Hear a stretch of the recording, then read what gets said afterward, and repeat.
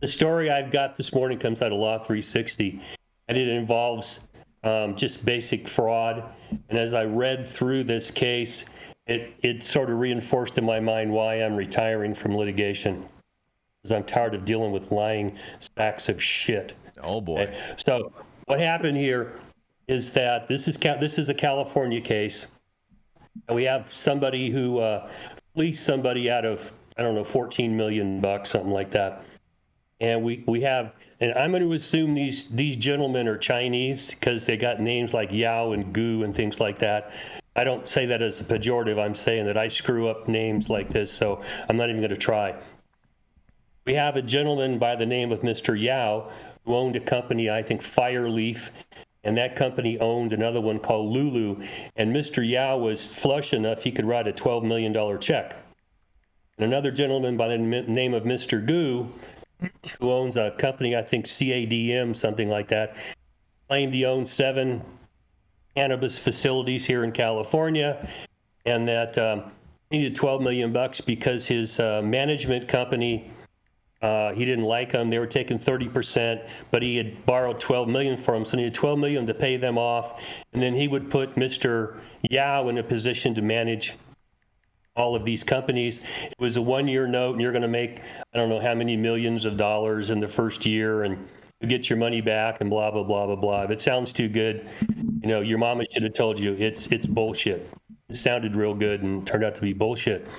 So Mr. Yao writes the $12 million check.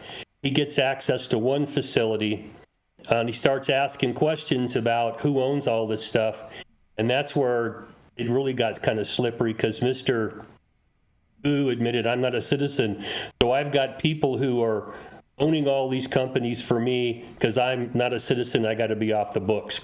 Let me tell you, as an attorney, as soon as you hear that, get in your car and drive away as fast as you can, because this person's about to take whatever money they can get from you. And I've dealt with straw men before.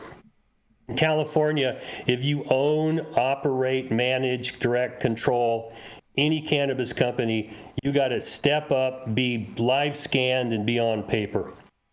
If someone's telling you, I can't be on paper, somebody else owns it for me, and that kind of horse shit is hard to get over. Anyway, apparently Mr. Yao got beyond that. I don't know if he went and asked the landlords or anybody, but he started into this, and apparently this guy, Mr. Wu, sent somebody in to poison his crop, blame the crop failure on Mr. Yao, and then it just got worse from there. Well, eventually, this guy, Mr. Yao, said, I've had it. He sued him. And as I read the complaint, one of the first things I noticed, it was the 5th amended complaint. Okay? And I like to be in front of a jury. I hate pleading wars. But what this told me is that there was a pleading war going on here. It got 5 amended complaints before it got to a jury. Anyway, a jury found that Mr. Gu and the guy who ran the management company, they'd all committed fraud. They breached contracts, and there was a whole bunch of other complaints. They were found liable in order to pay back a total of almost $20 million, okay? So here's where it gets kind of frightening for attorneys, is because once that verdict was announced, you only have 15 days file certain motions. And immediately after the verdict was announced, the attorney representing Mr. Yao substituted out and a new one substituted in. Well, the defendant apparently didn't get the memo because he served the motions on the wrong attorney. And that's a death knell for for attorneys. If you don't serve everybody in a timely fashion, you're done. And so when the judge looked at this, he goes, first of all, you fucked up and served the wrong people. You're not a timely motion, so you're done. I'm throwing it out. But if we take a look at your bullshit arguments, they were even more laughable. They claim that, you can't get these kind of damages from a corporation because they're not a person. And as Jason well knows, corporations are people. Yeah, they are. In the eyes of the law. And then they said, a couple of these businesses actually exist in Riverside County, not LA, and so you don't have jurisdiction. The judge laughed. He goes, no, the contract's here, people are here, it's supposed to be executed in LA, get out of here. Okay? And as I'm reading what they're bringing up, it's nonsense. This is an attorney throwing mud against a wall, hoping to overturn a $20 million verdict.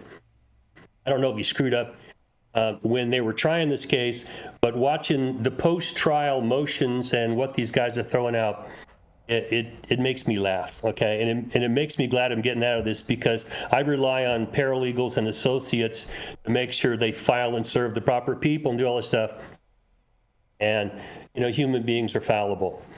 So let me just back up to 30,000 feet and tell you that if somebody comes at you asking for money and they tell you that, look, I can't be on paper because I got this or that problem, my advice to you is run.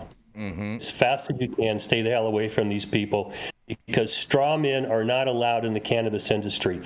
Because it's still not fully legal, every local, state, and federal government wants to know who the hell are you and how are you involved in this. And if you're not willing to step up, stay away from these people. Okay, so big cautionary tale. If you're going to be investing money in the cannabis industry, do your due diligence and don't accept people's nonsensical horseshit stories. So I'm throwing it back at you guys. What do y'all think about this? Man, oh man, Dale.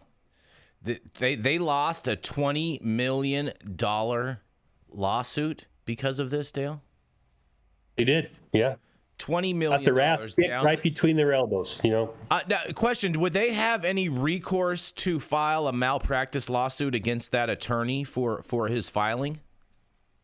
Oh, absolutely. Problem is, how do you prove damages? Because you lost the trial.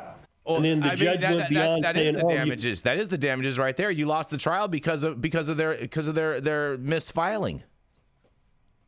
No, the judge said, okay, you fucked up and misfiled, but let's go beyond that and look at your nonsensical arguments, and they don't hold water, okay? Remember, the judge basically took their damages away. The judge said they're not, the corporation isn't a person. And remember, he said, but Jason knows the corporation is a person. They are a people.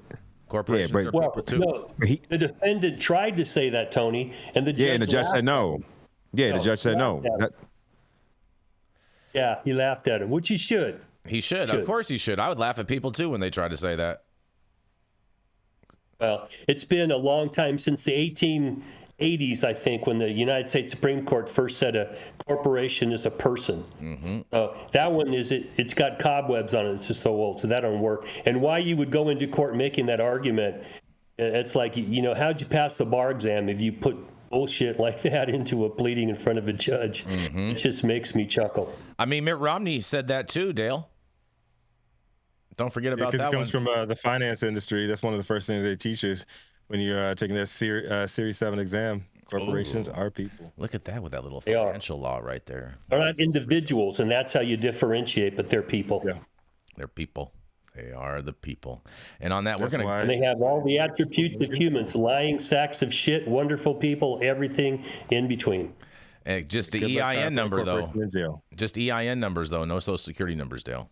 And on that, we're going to go to a commercial. We're going to be right back.